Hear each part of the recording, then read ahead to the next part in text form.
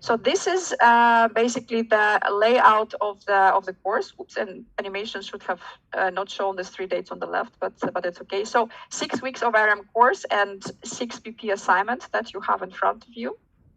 And the course basically will help you to complete all the content assignments, meaning every assignment except the pre-assignment, which is a team charter about how you need to agree to work together.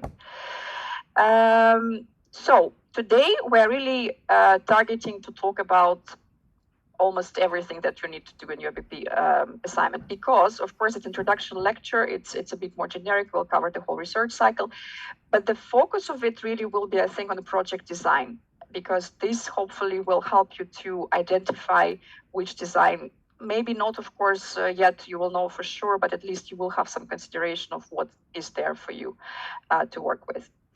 Second week will be focused on literature review. And it's, you see the arrow is also pointing to assignment 3, because individual video is also about literature review partially. Week 3, we'll talk about qualitative research. Can someone, yeah, mute yourself, please. Yes, thank you. Qualitative research. So it's going to be, again, dive into project designs, but also designing your report. Week 4, we continue talking about quantitative research strategies. Week 5, we'll focus about how to write discussion or conclusion chapter. And week 6 will be about ethics and research, and again, kind of closing the loop and going to finally, again, once again, look at all BP assignments and trying to link them again back to IRM.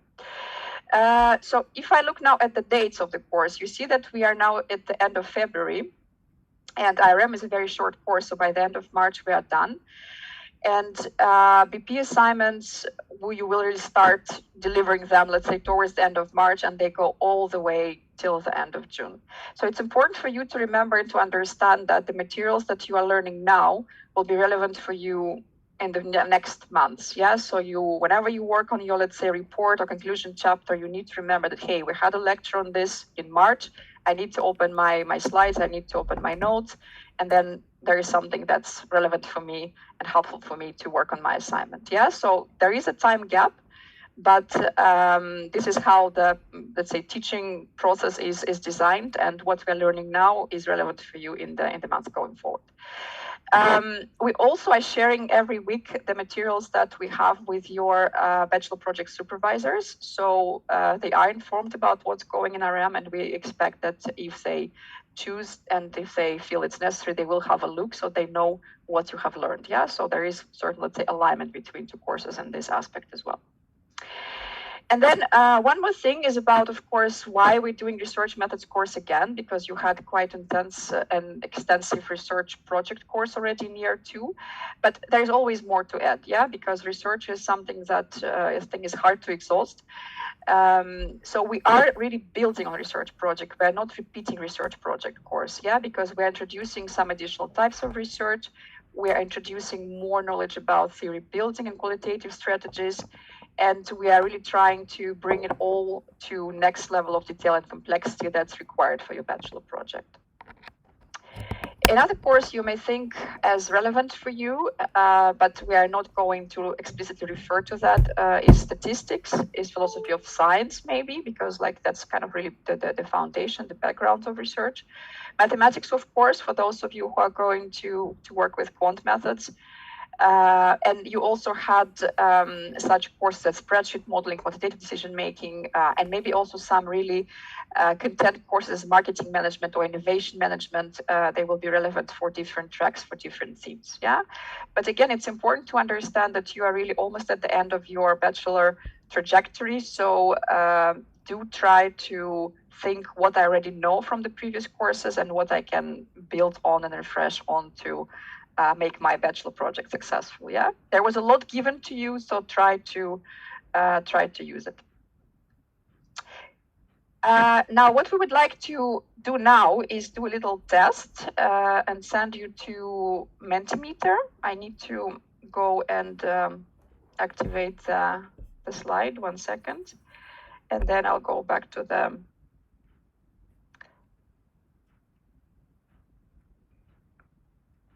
to the presentation.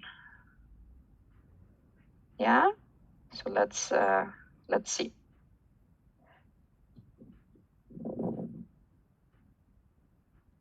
All right.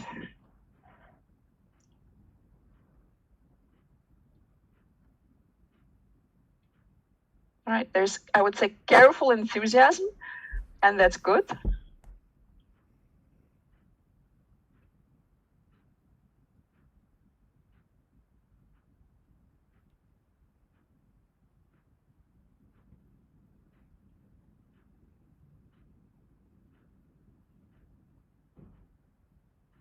All right, there's still some people doubting what is bachelor project.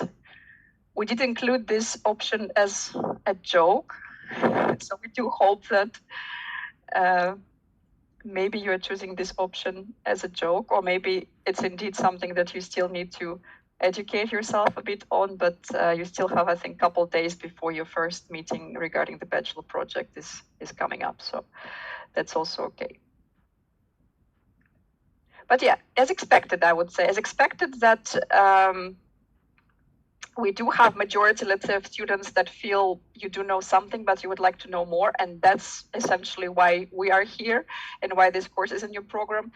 I do not think that not prepared at all is really something that is there. Yes, and maybe our role is really to build your confidence in this perspective, or maybe really try to focus a bit more on refreshing your knowledge about what's there. And to do this, basically, what's helpful is our weekly quizzes, yeah, because they do go back to a research project course, for example, every week. So we do encourage definitely to take these quizzes if you haven't done so. Already well prepared, that's nice. Maybe we'll try to still improve your knowledge or challenge a bit this view. Again, we'll have plenty of exercises going on, so if you feel they're very easy for you, then hopefully indeed you are well prepared. But yeah, I think the picture is as expected. So then now we go back to the slides, and we'll move on. So today we will really focus on introducing to you the concepts of research, the research cycle, and talking about different types of scientific logic, data, and research, let's say, approaches. Yeah. So I think the introduction is now over from my side, and I will hand over lecturing now for the rest of the first part to Eric. Let me stop sharing my screen. Yeah, and Eric will take over from the introductory topic, and I will switch to monitoring the chat. Thank you very much, Anna. Indeed, so I'll take over and talk a little bit first about why, if you are in a management program, you should care about research. Oh, I see that Zoom is giving me a little bit of problem, so I'll stay in the meeting. Yeah, so far so good, I think. Okay, so I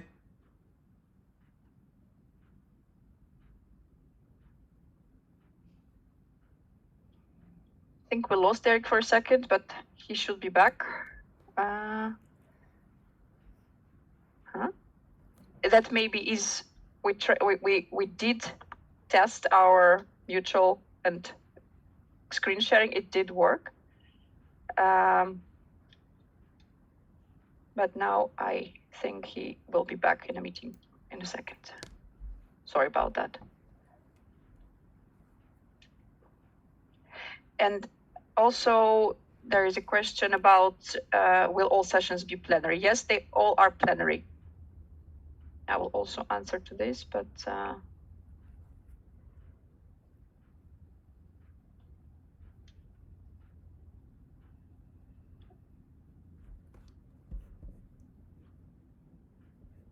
no, not yet. Break will be after we finish the first part, and Eric is back. Yeah, sorry about that. I have sometimes problems when I share a screen, and that's rather important if you teach. So let me give it another attempt. And otherwise, we're going to use your computer, Anna, and I'll do the talking.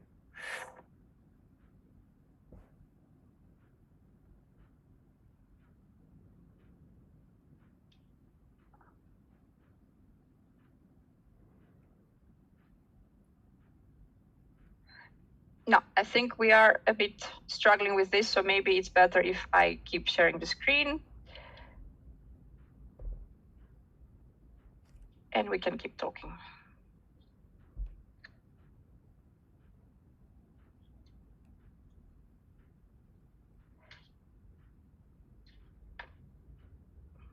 Yeah, let's try to bring Eric back again. Sorry, guys. Yeah, we did test it, but something is.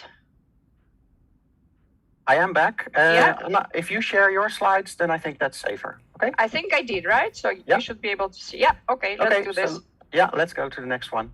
Yeah. So, like I said, you are in a business program, and you might wonder why are we having a course on research methods. Now, of course, if you are in a management position or some decision-making position, then you need to make decisions all the time. So, Anna, if you can click for the animation, yeah. So, some managers might do that purely on intuition or experience, but of course, you are taking a university program. So we want you to be more thoughtful about different alternatives and either do your own research or to be able to critically understand the research of others.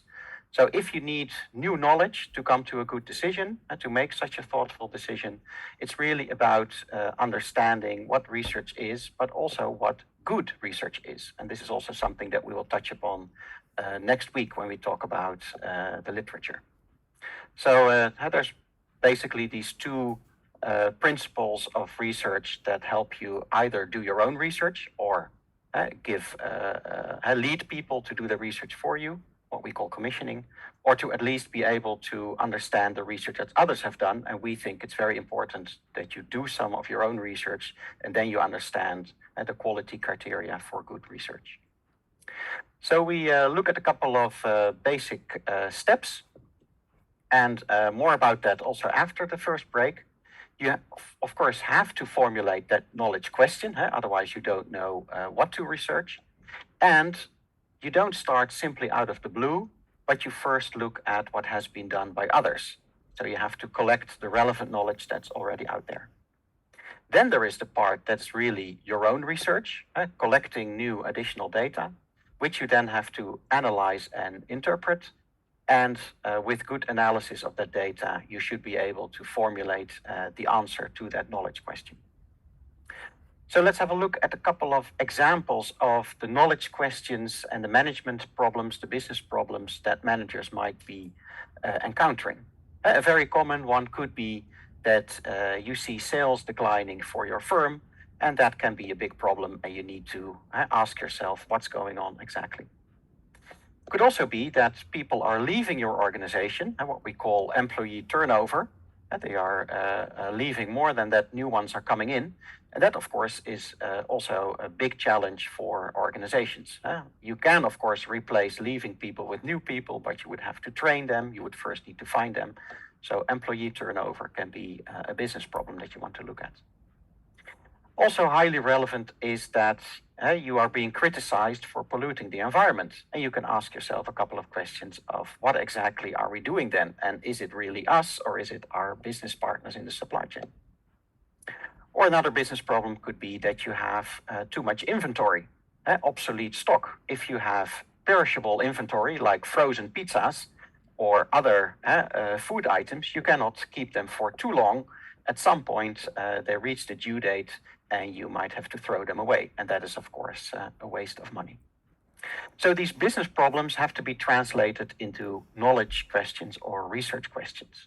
If we take the first one, there's a couple of questions you could ask yourself, like, who exactly are the customer groups that are buying less from us?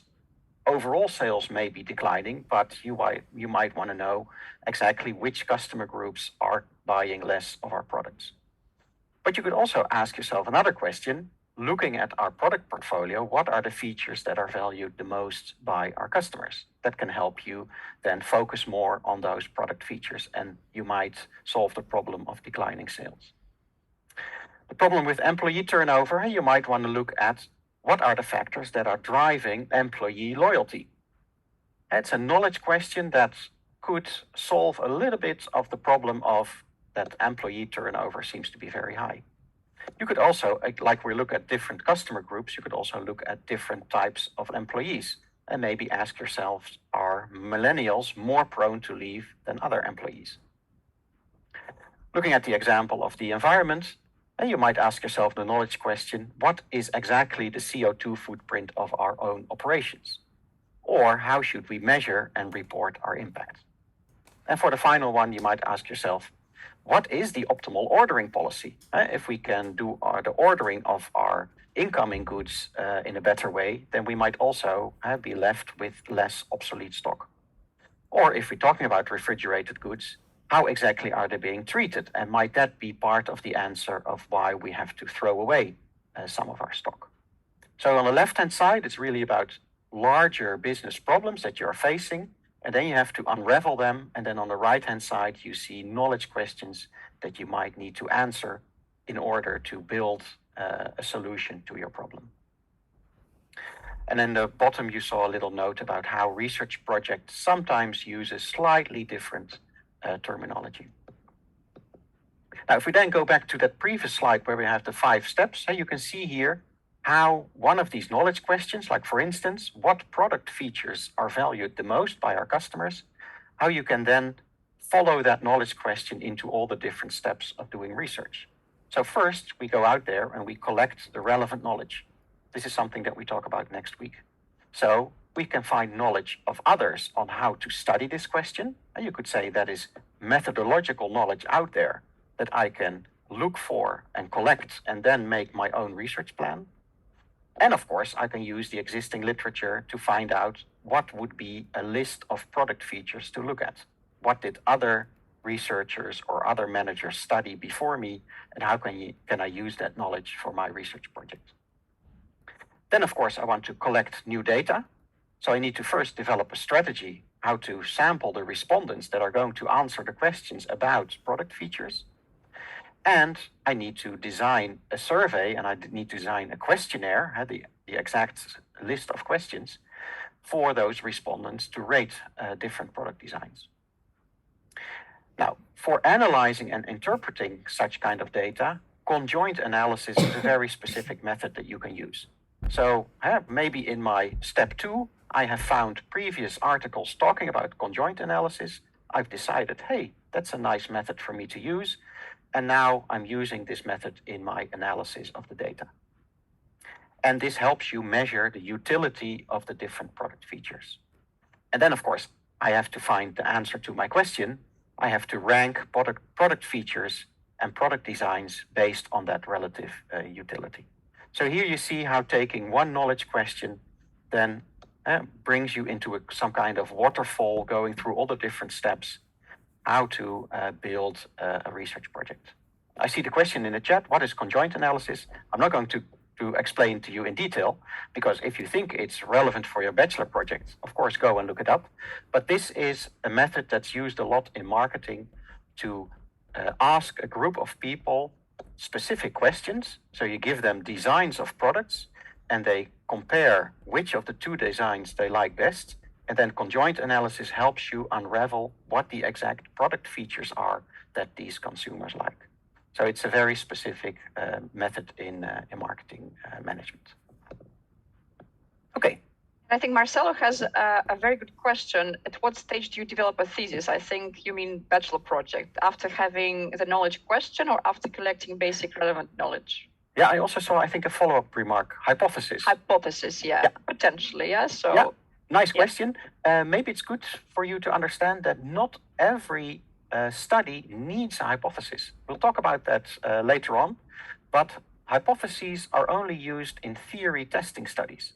So in this case, looking at what I have here, I never asked myself this question, but you might have some hypotheses about product features that you think are valued the most. But for this kind of study, it's not necessary to have hypotheses up front. But we'll talk more about that later. So good question. Yeah, and I think the question also will be indeed maybe given today during the lecture, because I think we'll go through the bit of the process of developing topics. And also your themes are really different, and I think they're formulated very differently. So the answer is a bit, it depends, but we'll come back to this. But if you feel, Marcelo, that you are not satisfied with, let's say, knowledge by the end of the lecture, we can definitely come back to this again. Yeah. And I do see a lot of reactions in the chat, which is totally fine, but it's very easy to lose the content question very quickly, right? Because you understand that for you, it's a way to kind of agree, disagree, or comment on something, but yeah, we really quickly lose the content question out of sight, just saying. Eric, back to you. Okay, yeah. So let's go to the next slide and look at a couple of basic principles of doing research and principles of scientific research. So what I did is I collected a couple of well-known quotes that have to do with research, or at least with some of the principles. And like you see here, hypotheses are very important. So there are a lot of people who would say every piece of scientific study needs a hypothesis, but that is not a stance that Anna and I support. Hypotheses are used to, in theory testing study. There is something called a proposition, and if you do a theory building study, you build propositions, and then other people can take those and turn them into hypotheses, and then they can do a theory testing study. So what is being said here is that these hypotheses are very important. They're being tested all the time, and you test them by collecting data and collecting evidence about the world around you. So like Deming, he was a famous guy in quality management, once said, in God we trust, but all other people, please bring data, because data helps you, data is about evidence, and it helps you, help science to progress further. So the next one that I wanted to highlight is that you have to stand on the shoulders of giants. You're not doing your study in some kind of vacuum. The first thing you always do is you ask yourself, what did others study about similar kinds of questions? What have they already found? And then you stand on those shoulders, and then you do your study. So that's why, for instance, the literature review that we'll talk about next week is so important. The third one is that we want you to become critical users of research. So don't simply trust other people's science, but learn how to judge the quality of science. So you have to be critical, and we'll also talk about this next week, that not everything that's written in a scientific journal, but then I will do scientific journal, because there are really journals out there that publish really poor science. But we'll talk about that next week. So you have to be skeptical. And Merton has this nice saying that as researchers, there has to be some organized skepticism.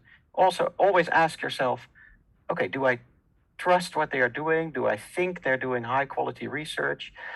Do I trust the way they sampled their respondents? So we'll try to get you into a critical stance towards research. And Mark Twain has been accredited with this famous saying, there's lies, there's damn lies, and there's statistics. And he wanted to say that you can always bend numbers to try to make your point. Unfortunately, we've also seen this around the COVID crisis, that some people have really tortured numbers until it supported their position, while the real science was pointing in the other direction. And the final one I have here is, you can have just one observation or just one study, but the confidence in a theory grows as more and more studies support the theory. So just one study, one swallow does not yet make a summer. It's been accredited to Aristotle. Just one single study can give you the idea like, hey, this is interesting, but then look for, has there been other studies that confirm that first finding, because then we get some confidence in a certain theory. Okay, so the way we work with science has to do with different types of reasoning. And we'll give you a very common distinction between three types of scientific reasoning. And this reasoning has to do with the fact that science as a kind of, you could say, as a building, science as a set of theories, has to do with, we want to understand the world around us. Now you have, of course, the engineering sciences and the medical sciences. They're really about things that are quite objective, that we can see, that we can observe. But we are mostly in social sciences. It's still knowing the world around us, but it's very often about things that we cannot observe. But we do the same things as the engineering and the basic sciences do. We develop theories, formalized explanations of phenomena, formalized explanations of what's going on in that world around us. Based on theory, we can formulate expectations, and that's what we call hypotheses. Based on the theory, we expect to see this happening. If we change A, we expect that B will change in that direction.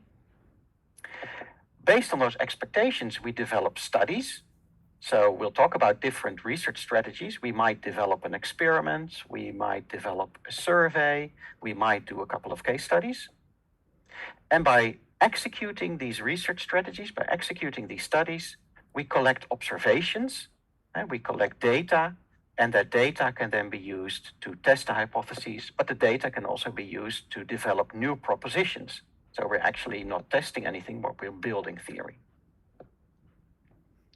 Now, in doing all this, we recognize three types of reasoning, and they have a nice terminology. So if you show the first one, we have a type of reasoning called inductive reasoning. And what it means is there are observations, so we see things, we observe things, and we start to think about, okay, having all these observations, could we generalize that to a general statement that we think is probably true? That helps, of course, a lot, because observations can be thousands of observations. And by analyzing them, we try to come to some more generalized statement. Okay, looking at all this, we think this is going on. And that is what we call inductive reasoning. The next one goes more or less the other way around. It means that we might have already some general statements, what we call premises. And if there are a couple of those premises, we can derive logically to a statement what we think should be true. It should be true based on these previous premises. So it's from these general statements coming to an expectation that we think this must be true looking at all the previous premises. Then there's a third approach. So the premises are these general statements that we have considered true. So these premises might have come from inductive reasoning. Deductive really taking these premises, then logically deriving other statements that then also must be true. The third one is a bit more about interacting between observations that we make and theories that are out there, theories, these premises, these general statements. And by constantly comparing the two, we can come to a likely explanation what's going on. I'll spend some more words on it on the next slide, but we first want to see to what extent you can already play a little bit with these types of reasoning. So we have another Mentimeter exercise for you. And I'll go back to Mentimeter in just a second. Now.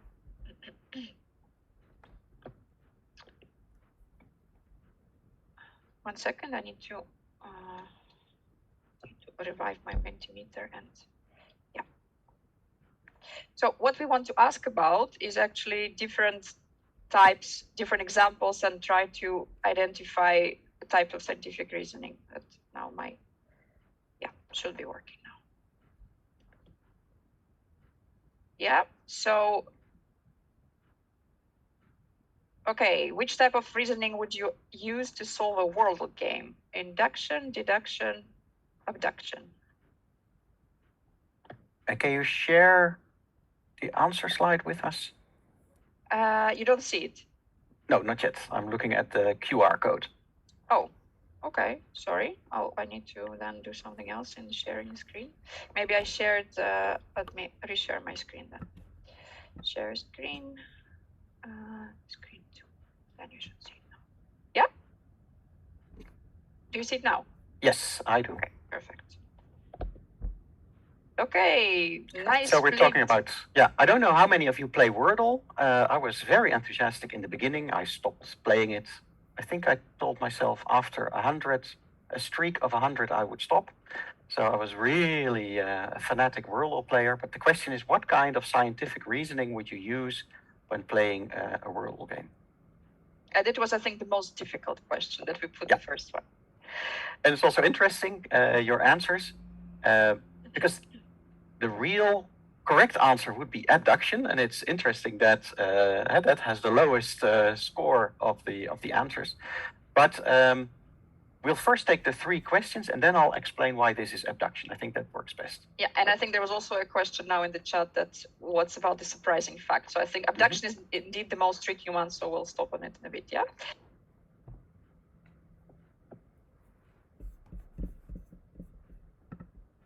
So this is the next one. All observed swans are white, therefore we conclude that all swans are probably white.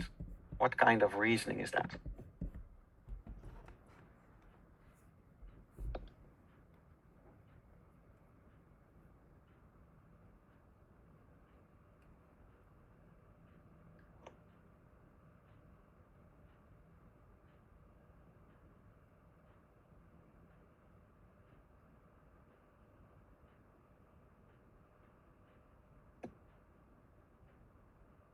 Okay. I think we have the majority of votes in. Most of you are completely correct. It is induction. This is very much a statement where we first have the observations. So there's someone looking around at lakes and rivers and observing that so far all the swans he or she has seen are white. And that person is then, from those observations, coming to a more general statement. Therefore, we conclude all swans are probably white. Of course, up till the point that that person would see a black swan, and then that person would have to revise that more generalized statement. So this is a classic example of inductive reasoning. We start with observations, and from those many observations, we come to a general statement. Let's have a look at the third one. All men are mortal. Socrates is a man. Therefore, Socrates is mortal. And mortal meaning you can die. All men will die at some point. Socrates is a man, therefore Socrates is mortal. So this is a very clear example of deductive reasoning. We have 2 premises, 2 general statements, that all people will die at some point. The next statement, this specific person is a man. And then we come to a logical conclusion, therefore Socrates is mortal. Yeah? So this is indeed deductive reasoning, and well, you could have already deduced that it was the third question and we had already abduction and induction. So this must have been deduction, but it's also the easiest one. You clearly see 2 premises, 2 general statements, and then a logical conclusion from it. So the 3 logics. You see my slide, yeah? Just confirming that you see the slides. Yes, I do. Okay. Yeah. So I'll go through this slide and then see if there's still questions in the chat that need answering. So really, the 3 are about deduction, induction, and abduction. And this we already said, deductive, when the observed premises are true, the conclusion must be true. Or inductive, we are not yet, this is a very more complex way of saying the same thing. There are observations, but we are going to generate more general statements. They're maybe not yet tested, so we're really doing theory building. The first one is used for theory testing, the second one is used for theory building. And the third one is using premises and observations to generate new testable conclusions. I used a very short one here, but another famous example, it's about problem solving. Another famous example is you go to your car in the morning, you try to start the car, and it doesn't start. And then you go through an abductive process. You go like, okay, there is this theory that it might not start because we don't have any gasoline in the tank. And then you think about, oh yeah, but, or you might even ask your wife, did you fill the car up? Yeah, we filled it up yesterday. Okay, then that cannot be the reason. Okay, what's another theory why it might not start? Oh, maybe it doesn't ignite. So you might try and test out, is the electricity working? Because we need electricity to start the car. So abductive reasoning is all the time thinking about, okay, what kind of theories could explain what I'm observing? And then you do a quick test. Is that true? No, if it's not, then I have to think about maybe a next theory. Now, if you try to solve a Wordle game, there is also some theory about which combinations of 5 letters make up real words. You don't just do random combinations of letters. So you know a couple of general rules about the game. You try out something and then you get some feedback. In Wordle, you get feedback which letters are correct. And then you go back to the theory, the general knowledge about language, and you try a next one. So that is, abductive reasoning is very much about problem solving. So there was a remark about surprising facts. That's what you often see also with abductive reasoning. There is something that you can't explain, and then you visit a couple of theories, and if possible, you test them out, and that might, in the end, you might come to a solution. It's probably this that's going on. And people are still a bit struggling with the word premises, so I'm trying to find a simpler word to make it more understandable. Yeah. Examples, knowledge, observations, something like that. Yeah. Okay. So from the general to the specific, from the specific to the general, and these interactions between the specific and the general. That's what's going on in these 3 types of reasoning. Yeah, and actually Tim has a very good question, I think. Is abductive reasoning more prone to biases?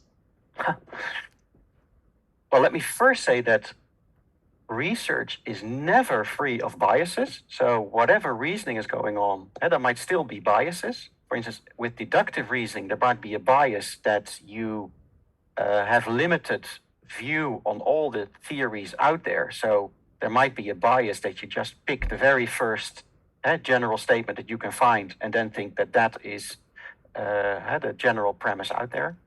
With inductive reasoning, there's bias because you've seen only white swans, but there are also black ones. So there is also a bias in the observations. So I would not easily say that one of them is more biased than the other. I think biases are a problem in all 3 of them. Yeah. Okay, maybe Anna, the next part of this slide. Yeah, so a lot of these things I've already said. You evaluate hypotheses of an existing theory, or you explore something and you try to identify themes and patterns and create a theory, or you extend a theory, come to solutions for problems, and therefore you might have more generalizable knowledge in the abductive reasoning. Theory testing, theory building modification, elaborating on existing theory, and very often linked to problem solving. Now, in a real project, you might not have just one type of reasoning. So you can also combine them, and they are actually very often combined. So with the next bullet, I have an example, Anna, that you can first use induction to identify patterns, and then use abduction to develop a solution for a problem. If you have a lot of time, you could even first have induction to come to a general statement, make a formal hypothesis out of it, and then have more deductive reasoning and then test the theory. But in a bachelor project, it's less than half a year. You will probably be using one of the types of logics mostly. So you can really characterize your bachelor project as either inductive reasoning to build theory, deductive reasoning to test theory, or abductive reasoning to solve a problem. And Tobias had a good question. Do the 3 scientific reasoning build upon one another, or is it not necessarily the case? Yeah, so I think we kind of touched upon this, but just to clarify once again. Yeah, you cannot do abductive reasoning if there is no theory at all. So someone should have built some theory first. And so they do depend on each other, and they are in that sense interlinked. You cannot test a hypothesis.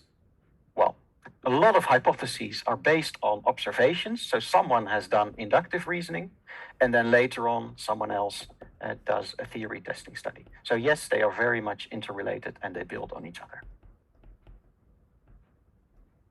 Now, this is a graph that we're not going to put in the exam that you should know it by heart. But what is important about this graph, why I like it so much, it's called the research onion. There is a core and there are these layers around it, is that it gives you a way to position all these different terms that you hear in a logical framework. So if you look at the white part, the core of the onion, that's really the nitty-gritty, collecting the data, analyzing the data. But that is actually one of the very last decisions that you take. If you would really peel the onion from the outside to the inside, you would first ask yourself, and that's the outer ring, what kind of philosophy do I adhere to? And this is sometimes really a problem if a positivistic researcher, someone who believes very much in everything that's observed, very much in everything can be explained, that's the positivistic approach. But if you then have an interpretivist, you see it in the middle of the outer layer, that's someone who's very much like, no, everyone can have his or her own theory. It's all about what's in the mind of individuals. We have to try to interpret what people are thinking. So positivistic people and interpretivistic people sometimes have very big problems talking to each other. Now, the next layer is what we were talking about, these logics. So for positivistic people, deduction is very important. It's really about there is this set of general rules and we deduct hypotheses and we test them. While for postmodernistic people and interpretivistic people, they're more on the adductive, inductive side. Now, if you've then decided what is your main logic, then you get into the next layer. That's not for me the most interesting one. I think it's also been added later to the research onion. It's already quite old. But then you see the one with experiment, survey, archival research. And that is the layer where you see the different research strategies. We'll talk a lot about those in the lectures to come. And then the final one before we get to the core, I think it's important to give you a flavor of that too. Longitudinal versus cross-sectional. Longitudinal means that you're following some phenomenon over time. So you're, for instance, measuring the same thing in a couple of a series of observations, like in the first month, in the next month, like you do quite often with financial data. Or cross-sectional, meaning we measure everything at one point in time. If you run a survey, you send out a questionnaire, then all those questions, they're being answered at the same point in time. And like I said, the core of the onion is really playing with the data. Okay, I think this is the time that we wanted to have a break. And I would say 10-minute break until 11, and then I will continue.